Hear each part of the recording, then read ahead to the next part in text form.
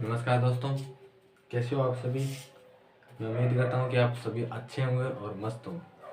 तो जैसा कि आप सभी को पता ही है कि अपन राजस्थान के अलावा संस्कृति में दुर्गों का अध्ययन कर रहे थे। दुर्गों के अंदर हमने चित्तौड़ पढ़ लिया, गागरोन पढ़ लिया जो झालावाड़ में है, और ये गागरोन है आपको मैंने सभी बताया था कि आहू और काली सिंध नदी के संगम पर बना हुआ है। फिर हमने भैंस रोड पढ़ लिया, जोधपुर वाला पढ़ लिया, जैसलमेर वाला पढ़ लिया। यानी कि हमने जो बड़े बड़े मुख्य थे मेन वो तो हमने पढ़ लिया। आज अपन पढ़ेंगे जालौर वगैरह।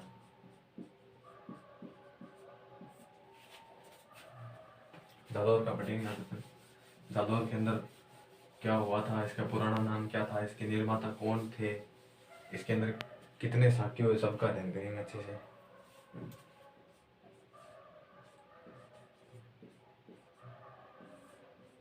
जालौर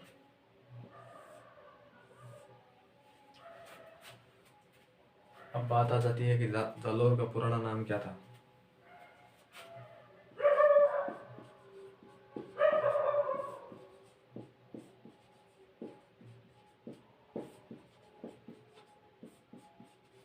जालौर का नाम पुराना नाम था जबालीपुर।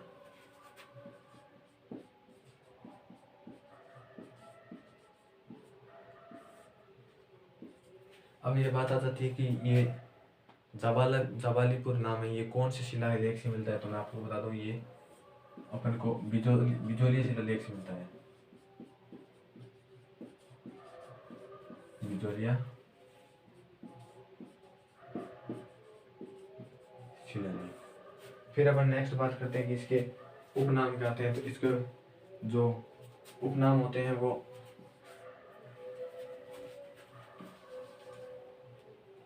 उतारो, आगे इसमें उतार लें।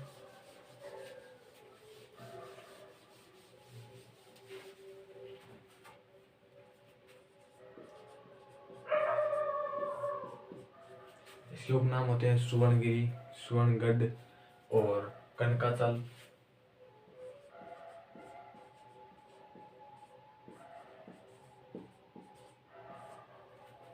सुवर्णगिरी, गढ़, कनकाचल। अब इसको थोड़ा मार्कर चेंज करिए।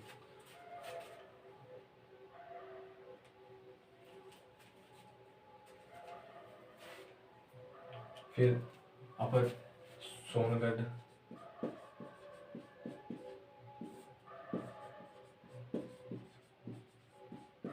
सोनगढ़।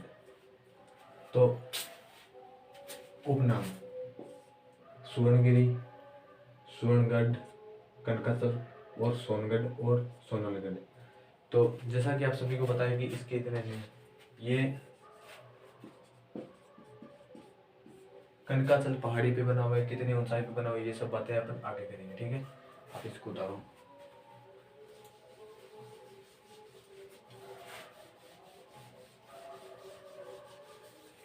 फिर नेक्स्ट बात आती है कि ये दुर्ग है जो किस दुर्ग की श्रेणी में आते हैं। मतलब मैंने बताया था ना गिरी, और जैसे इंट्रोडक्शन पढ़ा था श्रेणी।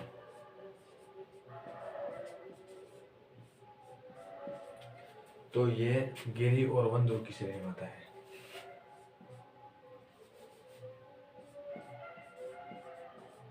गिरी दुर्ग और वन दुर्ग।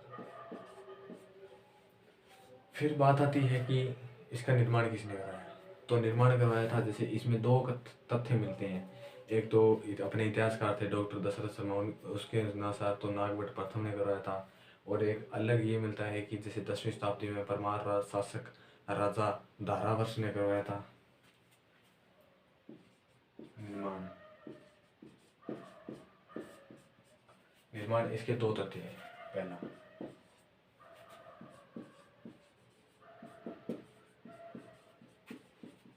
10वीं शताब्दी में परमार शासक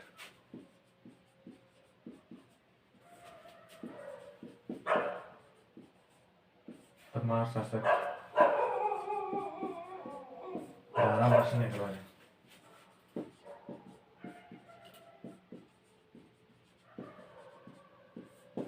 फिर दूसरा जो अपने इतिहासकार थे डॉक्टर दशरथ शर्मा, उनके अनुसार नागभट्ट प्रथम ने करवाया था।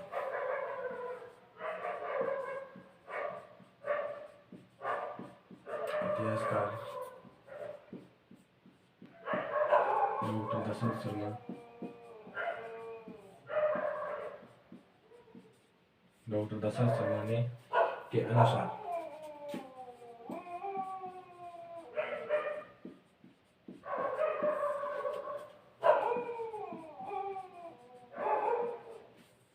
नागभट्ट प्रथम ने करवाया।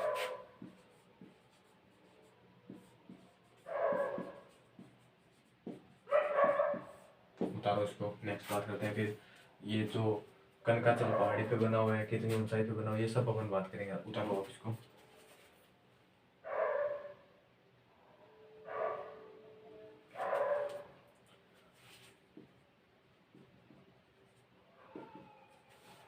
तो जैसा कि आपको मैं बता दूं कि ये दुर्ग है ना, जो कनकाचल पहाड़ी पे बना हुआ है, और कितनी ऊंचाई में बना हुआ है, ये 195 इंटू 245 वर्ग फीट में निर्मित है, और ये 225 किलोमीटर ऊंचाई पे है धरातल से।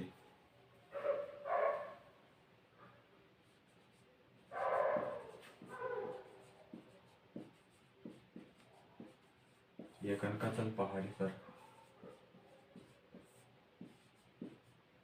ये कनकाचल पहाड़ी पर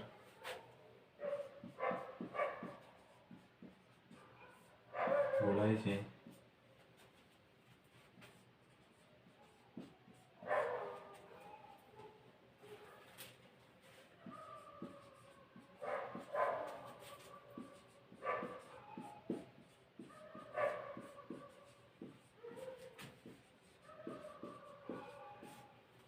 के घेरे में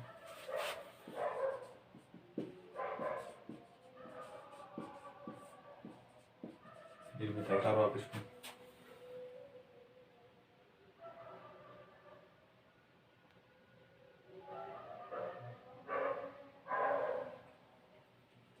ये कनकाचल पहाड़ी पर गोलाई से 145 इंटू 295 वर्ग फीट के घेरे में निर्मित है। वर्ग बात करो तो फीट, और अगर इसका मतलब देखो तो गोल आकृति में, ठीक है। फिर जैसे नेक्स्ट बात करते हैं।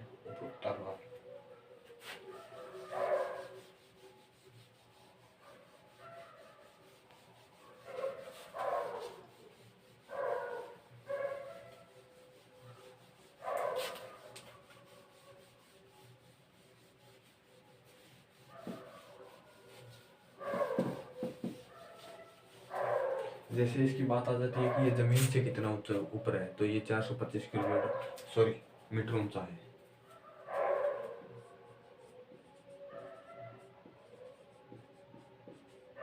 ये है धरातल से,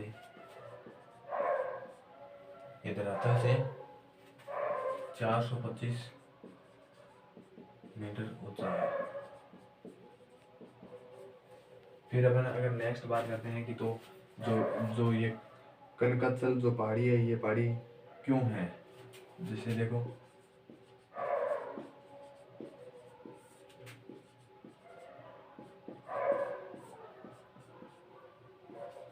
ये जो पहाड़ी है, इस पे जो जालंधर नाथ तपस्या करते थे, इसलिए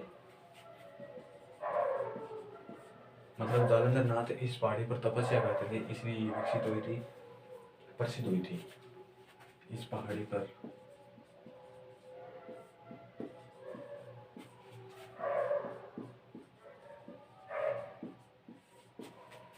जालंधर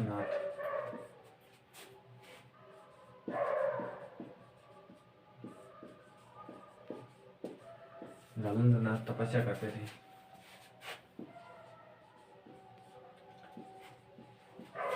इस कारण इसे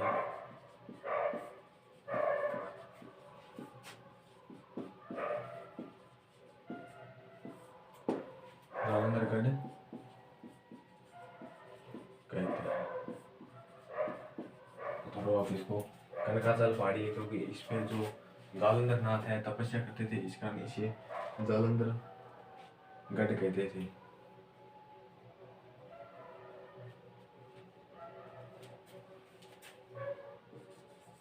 फिर ये बात आती है जो ये जालोर दुर्ग है ना, ये राजस्थान के पश्चिम का जो जालोर दुर्ग था ना, पश्चिमी राजस्थान का सबसे प्राचीन दुर्ग था।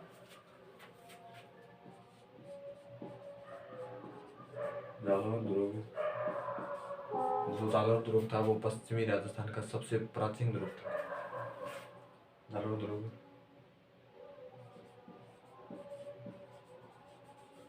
पश्चिमी राजस्थान का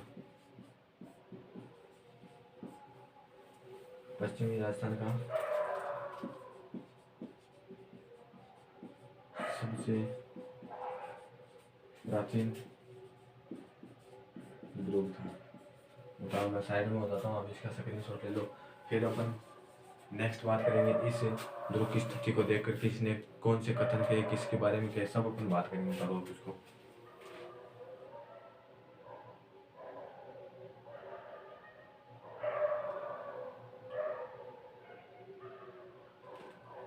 अब आपने उतार लिया होगा इसका। जो जालोर दुर्ग के जो दुर्जय स्थिति को देखकर एक हसन निजामी व्यक्ति था, उसने कहा था अपनी पुस्तक इस दुर्ग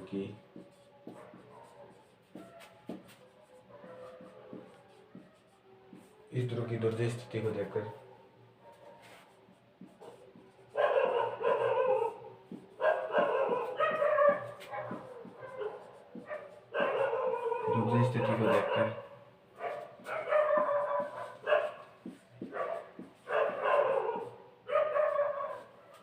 हसन निजामी ने अपनी पुस्तक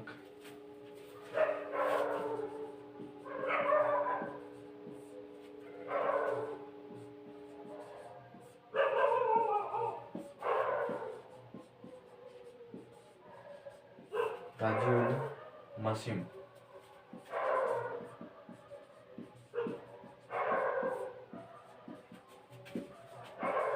लिखा है कि ये जो जालोर दुर्ग है इतना शक्तिशाली है कि इस दुर्ग के जो द्वार है वो कोई नहीं खोल पाया। अगर कोई विजेता है, जिसने विजेता ने दुर्ग को जीत लिया, तो वो भी इस दुर्ग के कपाट नहीं खोल पाएगा।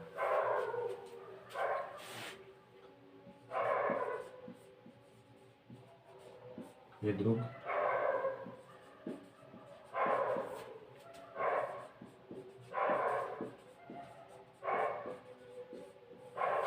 इतना शक्तिशाली है कि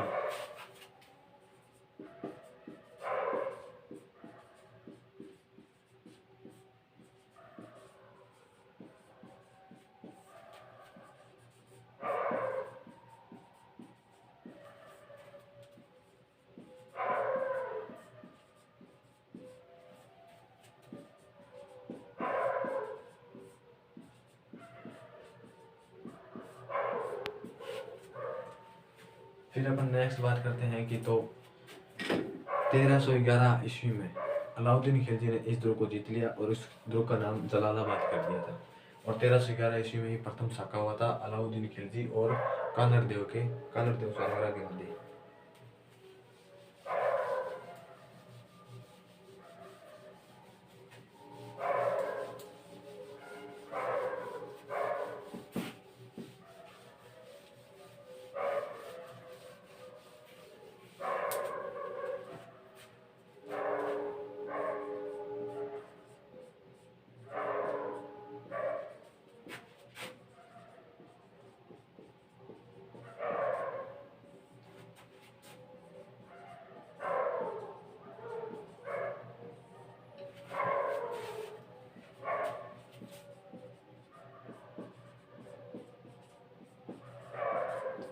इस दुर्ग को जीतकर इसका नाम जलालाबाद कर दिया। इस दुर्ग को जीतकर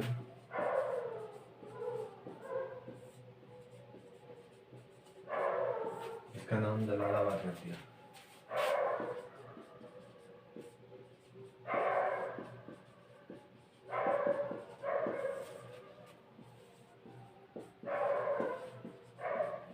ठीक है, उतारो आप इसको।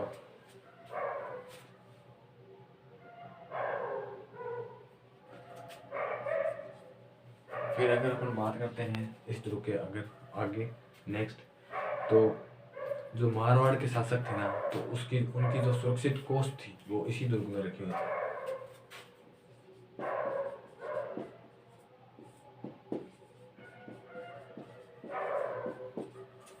मारवाड़ शासकों की सुरक्षित कोस्ट।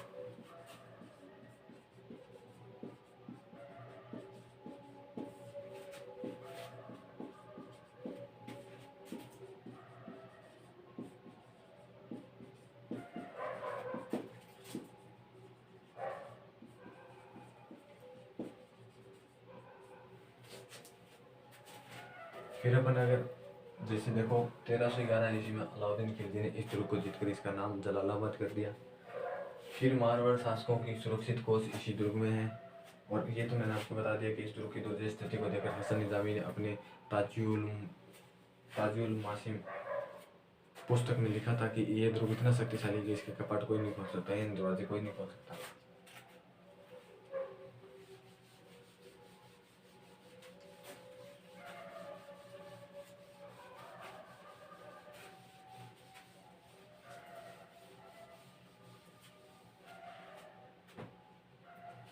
फिर नेक्स्ट बात करते हैं कि दर्शनीय स्थल।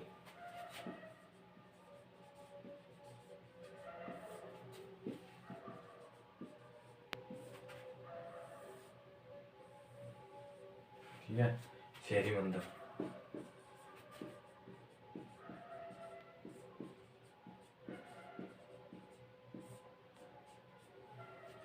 इस दुर्ग के इस दुर्ग के सामने एक शहरी मंदिर है। इस शहरी मंदिर को मठ भी कहते हैं।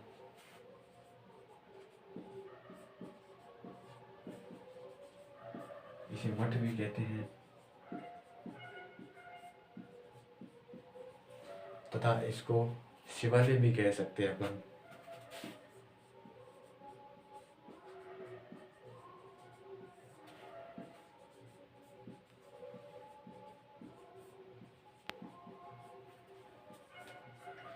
इस सूर्य मंदिर में कौन से लोग रहते थे? तो जो नाथ संप्रदाय होते हैं उनके।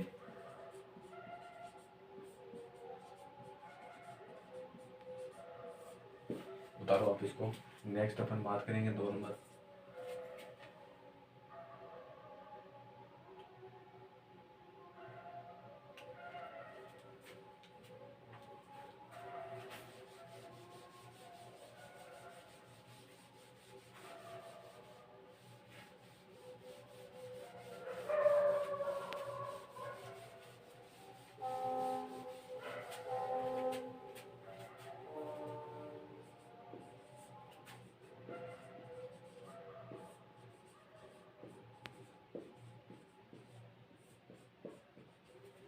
नटनी की छतरी, ठीक है, ये भी इस दुर्ग के सामने है। ठीक है, तो नटनी की छतरी कहाँ है? जादौर।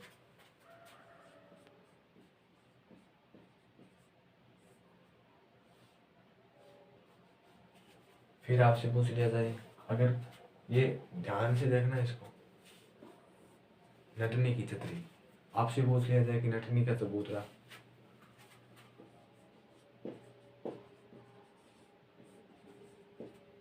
नटनी का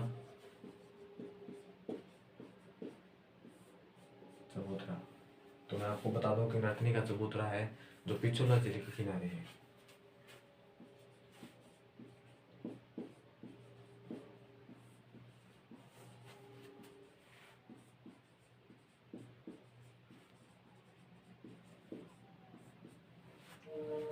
फिर आपसे एग्जाम में ये भी पूछ लिया जाता है कि नटनी का बाड़ा कहाँ है?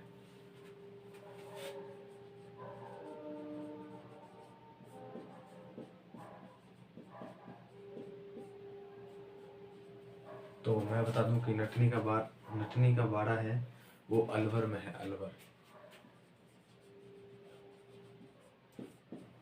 जालौर दुर्ग के अंदर मस्जिद और मंदिर दोनों ही है।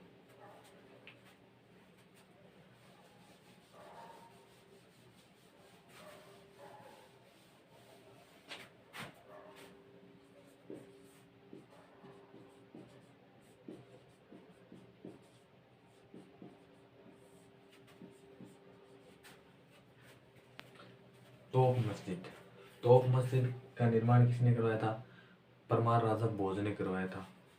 और यह जालौर दुर्ग की सबसे सबसे अच्छी थी, सबसे सुंदर थी। जालौर की सबसे सुंदर। फिर आती है बात निर्माण की।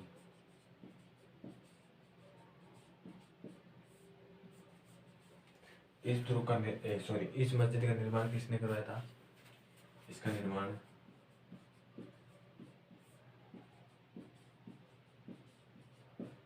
इसका निर्माण परमार शासक राजा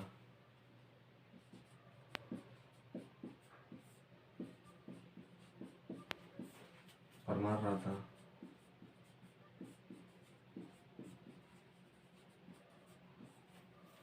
अब बात आती है, जो ये तोप मस्जिद है ना, इसका निर्माण राजा भोज ने एक पाठ संस्कृत के जो पाठशाला है उसके द्वारा निर्मित करवाया था। जैसे इसका तोप मस्जिद नाम नहीं था, इसका नाम था संस्कृत पाठशाला। लेकिन अलाउद्दीन खिलजी का जब इस दुर्ग पे आक्रमण कर लिया, इस दुर्ग को जीत लिया, तो इसका जो 1311 में इसका नाम चेंज कर दिया था जलालाबाद, आपको मैंने बता दिया। तो अलाउद्दीन खिलजी ने संस्कृत पाठशाला को तोड़वाकर इसकी जगह तोप मस्जिद का निर्माण करवा दिया, जो आगे चलकर जो अलाउद्दीन खिलजी की मस्जिद या तोप मस्जिद के नाम में जाने लगी।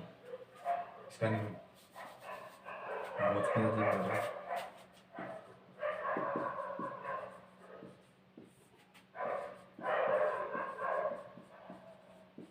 संस्कृत पाठशाला के रूप में करवाया, लेकिन अलाउद्दीन खिलजी ने इसे तोड़वाकर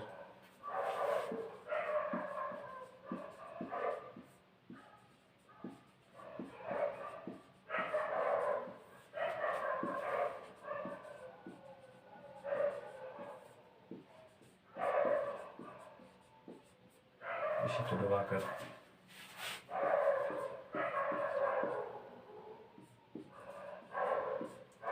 तोड़वाकर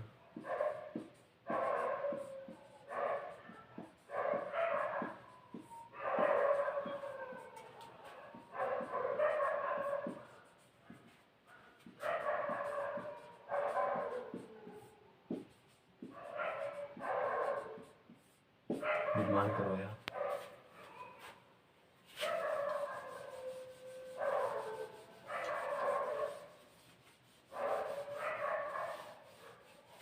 निर्माण करवाया जो अलाउद्दीन खिलजी की मस्जिद या तोप मस्जिद के रूप में जाने लगी। जो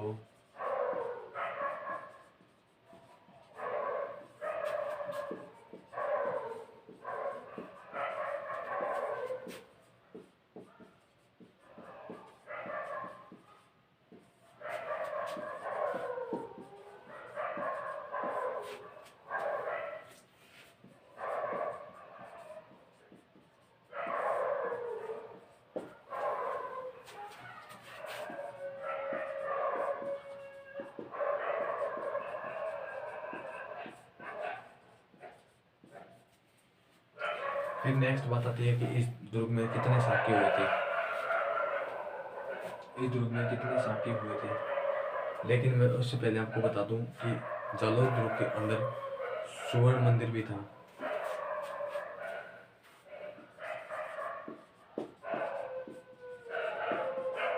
इस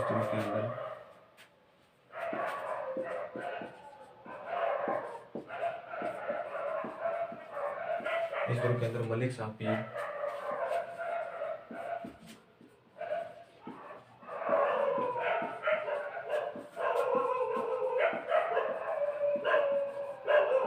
अलाउद्दीन खिलजी तथा अलाउद्दीन खिलजी की मस्जिद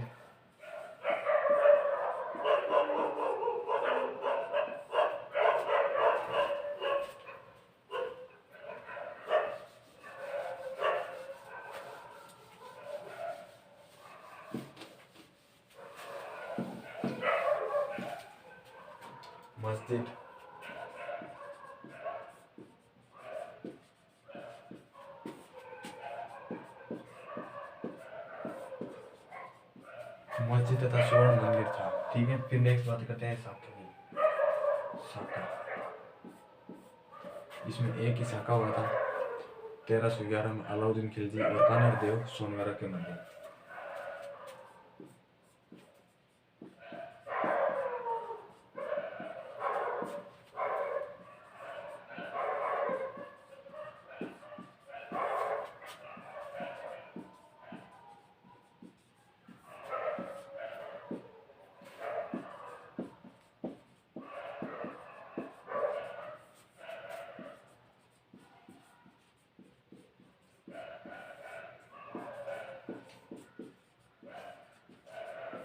कानर देव सोनगरा के मध्य। फिर कानर देव सोनगरा के मध्य इसका पुत्र कौन था?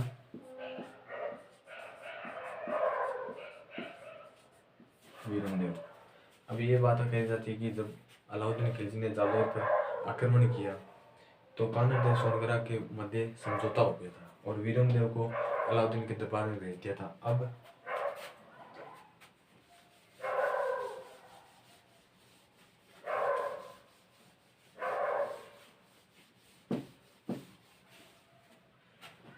वीरमदेव को अलाउद्दीन खिलजी के दरबार में भेज दिया था। फिर वीरमदेव अलाउद्दीन खिलजी की पुत्री थी हेलेना, उसको ऐसे मोहब्बत हो गई थी।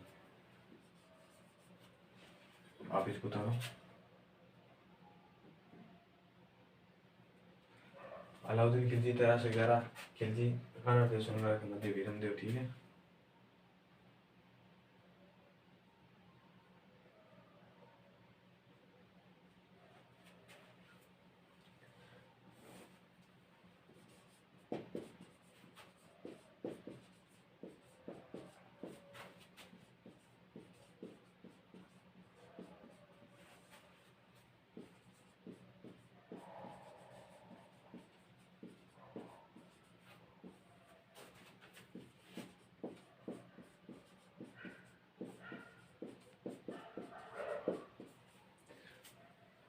अलाउद्दीन की पुत्री फिरोजा को वीरमदेव से प्यार हो गया, लेकिन अलाउद्दीन खिलजी को तब इस बात का तो पता चला तो अलाउद्दीन खिलजी ने अपनी बेटी को बहुत मनाने का प्रयास किया, लेकिन इसकी बेटी नहीं मानी। तो फिर क्या हुआ कि अलाउद्दीन खिलजी ने वीरमदेव को अपनी पुत्री के साथ शादी करने का बोला। तो वीरमदेव क्या हुआ, रात को चुपके से वहाँ निकल गया और जालौर भाग के आ गया। तो अलाउद्दीन खिलजी ने इस बात का अपना अपमान समझा। फिर उसने अपने सेनापति कुमारुद्दीन गुरुग को यहाँ आक्रमण करने के लिए भेजा था। फिर उसने पहले सिवाना दुर्ग को जीता, फिर जालौर दुर्ग पे आक्रमण कर दिया। फिर यहाँ जो जालौर दुर्ग का सेनापति था दहिया राजपूत बिका, तो कुमारुद्दीन गुरुग ने उसे ऐसे रिश्वत देके झांसे में फंसा लिया और उसने सेनापति ने धोखे से अपने दुर्ग का ही रास्ता बता दिया। इससे आक्रमण हो गया और कानर देव की मृत्यु हो गई और वीरमदेव ने अपनी आराध्य देवी आशापुरा माता के सामने अपना सिर काट कर समर्पित कर दिया। फिर इसके सिर को दिल्ली लेके जाए, दिल्ली दरबार लेके गए। फिर वहाँ पे उसका अच्छे से संस्कार हुआ और फिर फिरोजा यमुना नदी में कूद के अपनी जान दे दी। उतारो।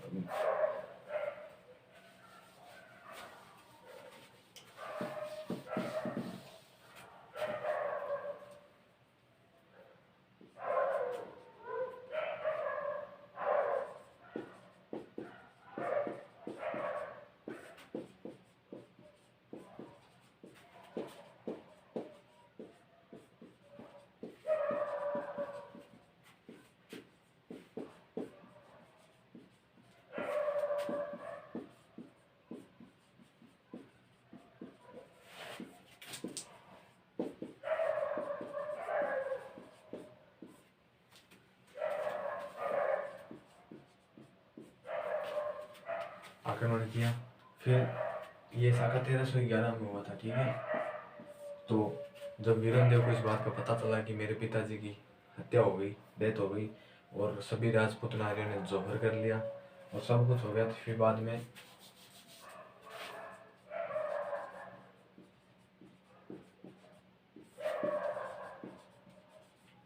वीरमदेव अपने आराध्य देवी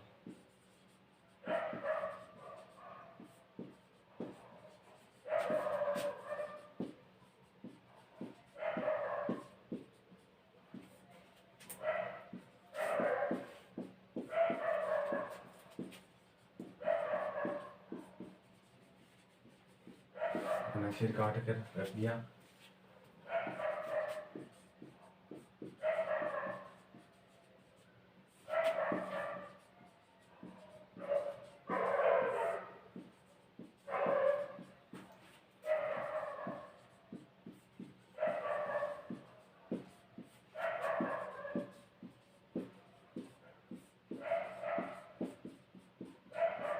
उसको दिल्ली ले गए।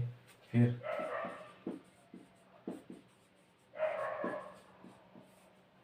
उसका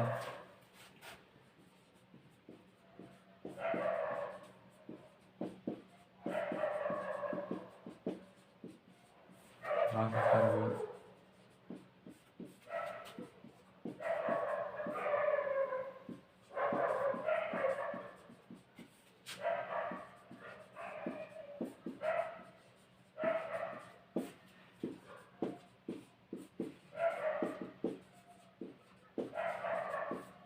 कूद कर जान देती। तो बस इतना ही था।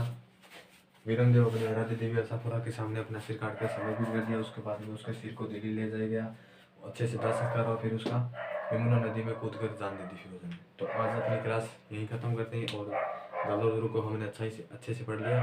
कल अपन नेक्स्ट ध्रुव के साथ मिलते हैं और कमेंट करके हमें बताना कि हमारी क्लास कैसी लगी आपको। तब तक आप बने रहिए। जय हिंद, जय भारत।